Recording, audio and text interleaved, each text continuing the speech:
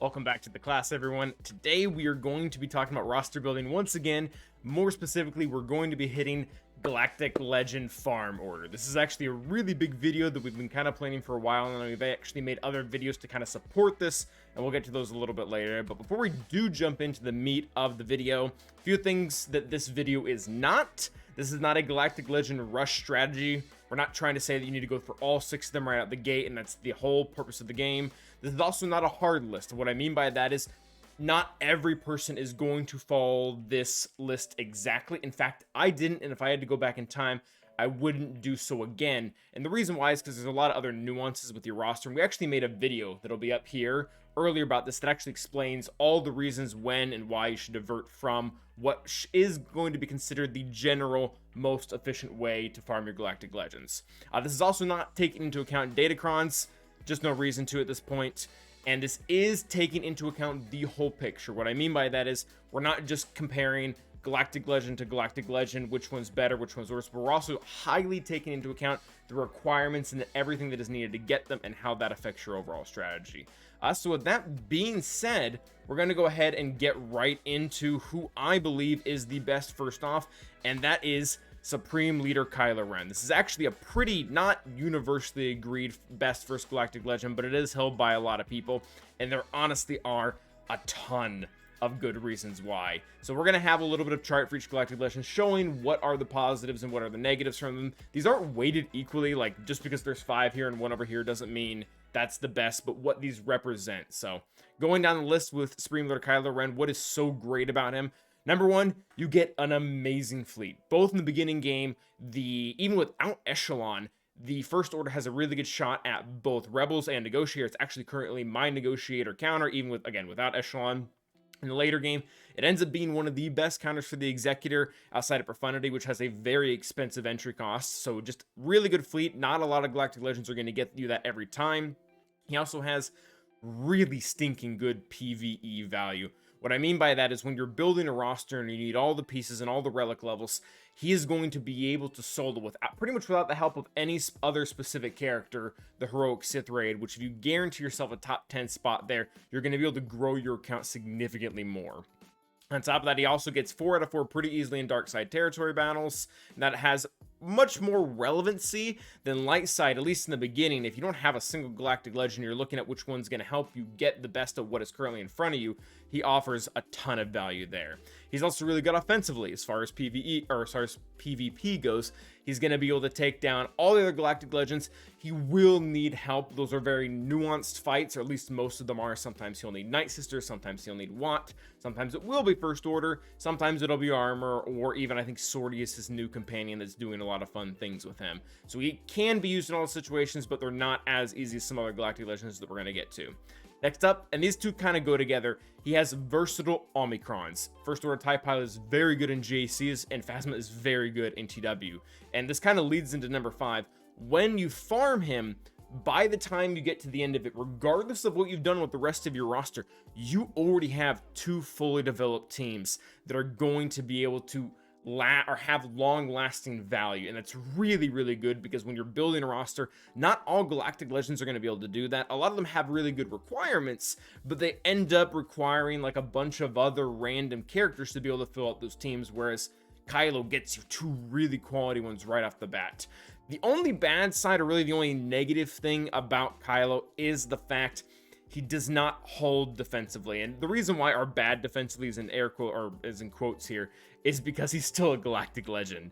If your opponent doesn't have a Galactic Legend or doesn't have Jedi Luke, they're probably just not getting through him. So he is still one of the best defensive teams in the entire game. That being said, if we want to compare him to all the other Galactic Legends that are currently out there, they all have better ways of holding than he does. He has a pretty reliable off-meta counter, and as well, he can beat by all 6 Galactic Legends that are currently in the game. So that does sum up him for the most part. Getting to our next Galactic Legend, though, it's actually going to be the much revered, and for very good reason, JMK.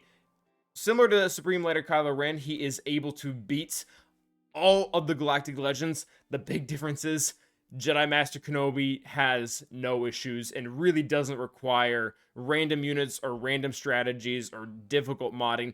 The dude just destroys everything right out the box. We have him currently listed as the best defense and the best offensive team.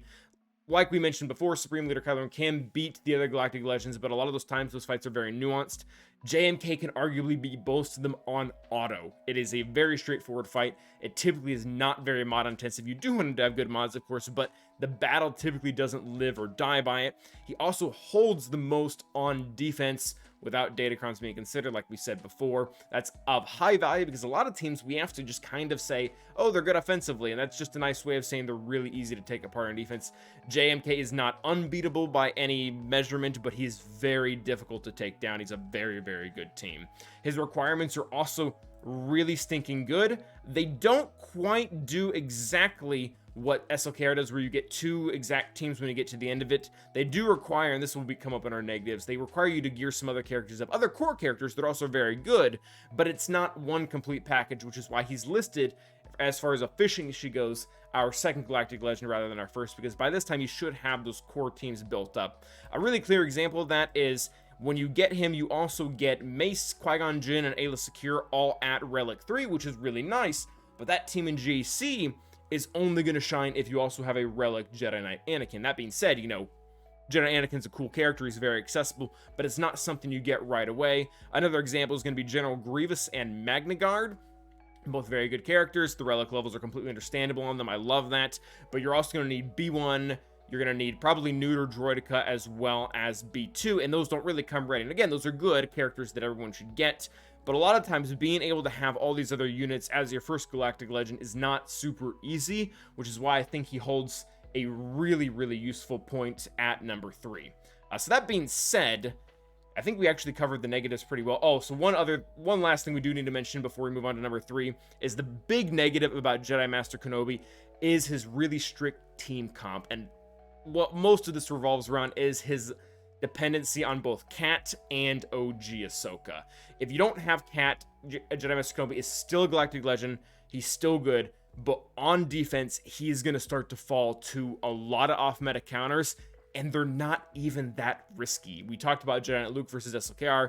We're going to talk about Fennec versus Lord Vader later on, but Gas versus Jedi Master Kenobi with no Cat is a joke. The win percentage on is like 90% and up. It is very hard to lose, even if they have GK or Cam or other Ahsoka or Padme or something of the sort. The team becomes really easily beatable, and it even gets opened up to other counters if you keep taking away core units like Ahsoka. Bad Batch will beat it pretty easily, as well as OG Padme, even without Cat. So you're pretty limited. You have to have, again, those other characters for this strict team. If you have them, best team in the game. If you don't, still pretty good, but it's going to fall pretty heavily in overall effectiveness. So that brings us up to our now number 3, which is Jedi Master Luke. I really love Jedi Master Luke just as a character. He's very, very fun to play with, and the amount of control he has over the battle. I think one of his most unique attributes as a Galactic Legend is a really useful conquest tool. He can do something that none of the other Galactic Legends can as a tank. If you can put him in with whatever random team you want that you're trying to work on a feat that CG is kind of forcing you to, whether it be Gamorrean Guard or Inquisitors or what have you, he fits into all those because you can either use Voluntary Vanguard so that he gets marked, or you can just use Watt and throw the tank tech on him and he'll just keep taunting while your other characters rack up Purge or whatever it is. And that becomes universal throughout all conquests. He gets to do that every single time. And that's something that a lot of other Galactic Legends are going to struggle to do. Most of them can't, or some of them can't be marked, or even the ones that can be marked aren't going to be able to hold up very well.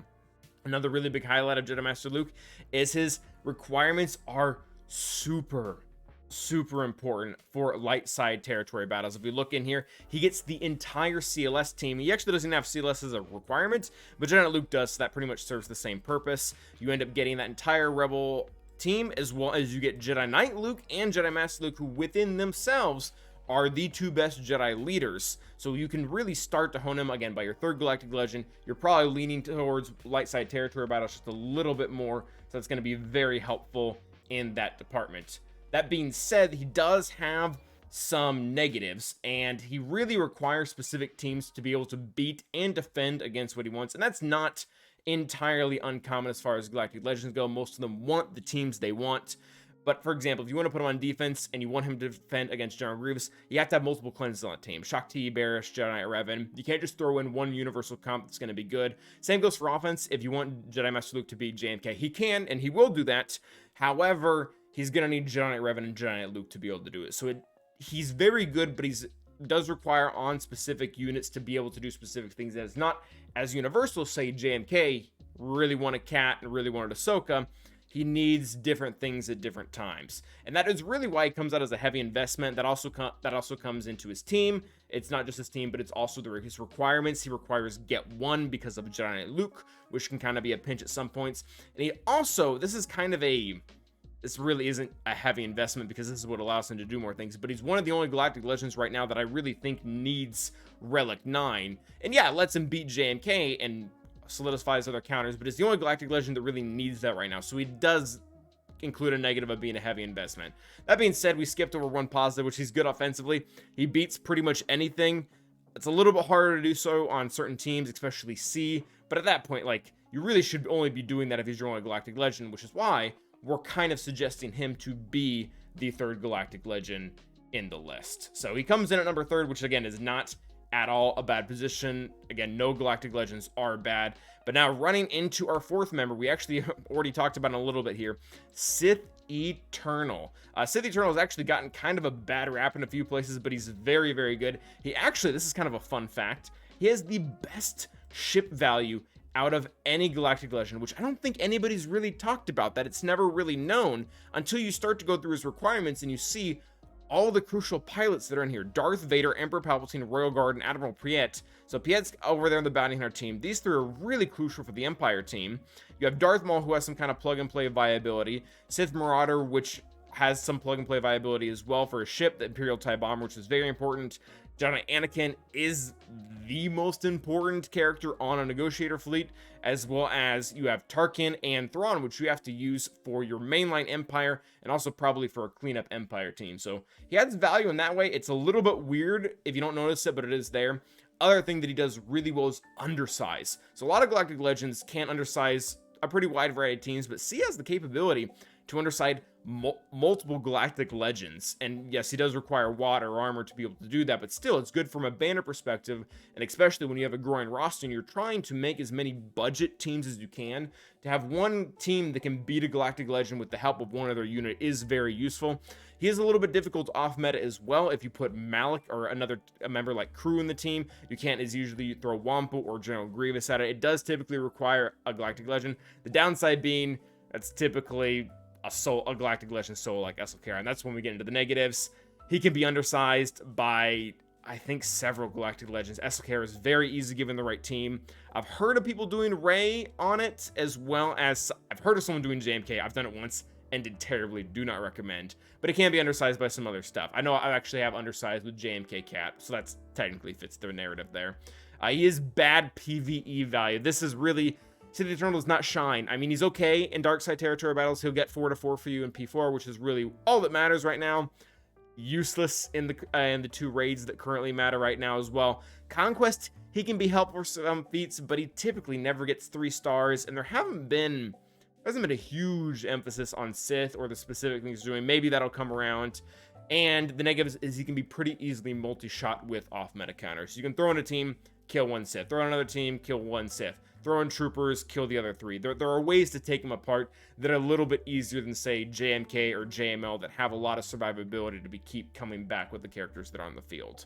So now moving on to number 5. And again, all Galactic Legends are good, so I don't want to try to create this narrative that Rey is not good. Rey is very good. We actually just unlocked her ourselves. I've been enjoying her. I do not have her ult yet, but it doesn't affect her viability too much. I, of course, do want it, but let's talk about the positives with Rey. Rey works with all characters. This is, again, similar to how Jedi Master Luke had kind of this unique attribute where he could help all feats, or all characters with feats, in Conquest. Rey is a Galactic Legend that can just work with any light side, and it really at almost no detriment to herself. She can work with the resistance that she comes with. She can work with Jedi to be able to beat some higher level team like JMK. But even if you throw on defense with Jawas, the off-meta counters that beat her is like gas at maybe 60-70%. Like, it's not that's pretty darn good for Jawas, and Gas is a pretty good team as well.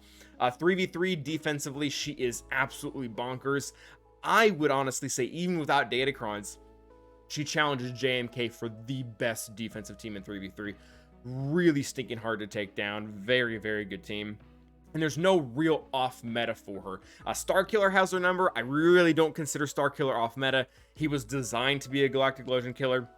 For him to do that really doesn't seem off meta to me. He's in a fairly expensive, or he's more inexpensive than a Galactic Legend, but still very good.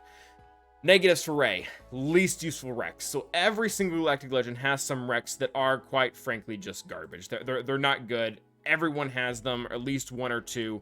Even JMK had Cody, and Supreme Leader Kylo Ren, I guess, had Special Forces, but that ship's good, so maybe that's not relevant. But Rey has a ton. So she does have her fleet, but her fleet is the 7th best in the game in a current game where you need 6 fleets. So to even write off and say that, oh, it's fine that Rose is a requirement because she's a pilot. Sure, for a cleanup squad. And that's okay. That has value. But this is kind of the reason why she's in spot number 5, whereas, you know, the others are in all those beforehand. Rey Scavenger, Resistance Pilot, Poe Dameron, these are just really characters that do not age well in the end game. Haldo's okay. Rose Tico is not. The vets, like, there's a lot of people that have a special place in their heart for them, but objectively across the board, they are not top tier teams once you start to get into things. And they're even as B teams, if let's say Rey's your first or second Galactic Legends, they don't hold up as well as a lot of the other teams do. So that ends up being a rather big number, negative for her. Endgame value, I think we've already kind of addressed that, of how that goes down. For me, Rey was actually my 6th Galactic Legend. Like I said, we didn't do things exactly according to this order. And after getting her unlocked, really what I'm getting is Rey. I'm not getting a lot of bang for my buck with the requirements. I'm not getting a lot of bang for my buck with the ship. I am getting Rey, which is still very good. Still worth farming, obviously, as I did it. But it's the reason why she's back towards the end of the list. She's also a little difficult to use on offense, and that's really, I don't know if that's just a community kind of cultural thing that's gone on, that we just stick her on defense so we don't really know how to use her for offense. She can be very good on offense. She has that capability. It's not limited by her kit, but a lot of people don't have a lot of counters for it because she can actually time out pretty easily, or there's different things that can happen with Lifeblood that make things a little bit complicated, or being able to sacrifice the right team to do it. So she can be used on offense. She can be very good on offense, but it can be difficult to use her and have a lot of success with that. So she comes in again at number 5. Now, going back and checking out the number 6, I guess you all know who it is by now, and it is Lord Vader. And I will preface this by saying I absolutely love Lord Vader as both a character and as a Galactic Legend. He is fantastic, but very similar to Rey. He has one pretty glaring problem in his negatives, and that his requirements are so stinking expensive. As a mid-game player or approaching end-game player, if I'm looking at all of his requirements and I'm on a budget as to what I can relic, I probably wouldn't take a single one of the characters that he has at his relic levels. And I guess I'll go ahead and show that so that's a little bit easier to see. I wouldn't do any of this. Like, so even at the end game, Gas, where is he? General Skywalker at relic 8. That one's pretty good. And Bad Batch at relic 5. That's also pretty good in the end game. But if you're on a budget, some of this really hurts. It's still painful in my roster to have relic 8 Dooku. Zam, like, she could be usable at R5. Embo, I know that everyone has their loser, but there's just so many high relic levels in here that are unwarranted for if Lord Vader was not a part of the package, and he is, which is why we all do this. But at the same time, this is so painful, and the reason why he fits well as the 6 is because by the time you already have all the other Galactic Legends, you're probably already in the end game. You probably already have a significant amount of resources to pull from, so to where you can't afford higher relic levels like these without it being that much of a detriment to the rest of your roster with the other teams you're farming. But yeah, so I guess we're starting out with his negatives. That was a little bit different from what we do with the rest. He also has no ship value, which is kind of a bummer. And again, when you're trying to punch up and you're trying to climb the walls in GAC to be able to get through things, you pretty have to rely on ships a lot of the times to be able to get your wins. And when Lord Vader doesn't even have any, you start to question your judgment of whether he's a great Galactic Legend go at the very beginning. And he honestly still has a lot of great value. I've actually seen, there's someone I know that is actually in Kyber at 2 million GP because they went after Lord Vader first. It was still very expensive. It might not have been the most efficient thing, but it can be effective, which goes back to the rule that we mentioned in the other videos. Galactic Legends do not suck. Lord Vader is very good. Another negative for him is Fennec. She really has his number. Very similar to how Giant Luke, as we mentioned, has SLKR's number. Fennec has his. Not the easiest count in the world to use. You do have to have the right characters. You have to be ready for different comps, because there are a lot of Lord Vader comps that do kind of mix things up. I guess we're going to go to the positives now. His Rex are good.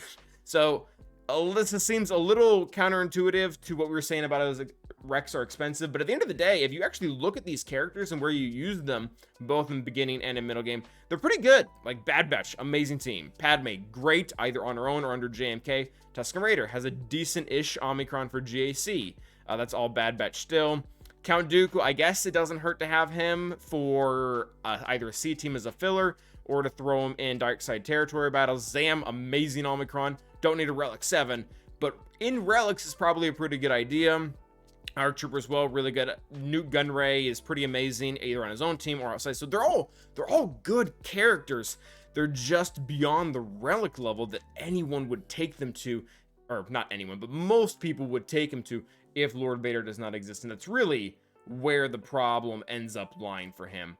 But coming back to this, so his Rex are very good. He has a pretty versatile team. You can actually mix and match a lot of characters in him. He works really well with the Inquisitors. Doesn't need to. He'll take Maul. He'll function without Maul. You can give him a lot of the other core Empire teams like Gideon or Piet. He also functions without them. He has a lot of versatility in that aspect, and both offense and defensively.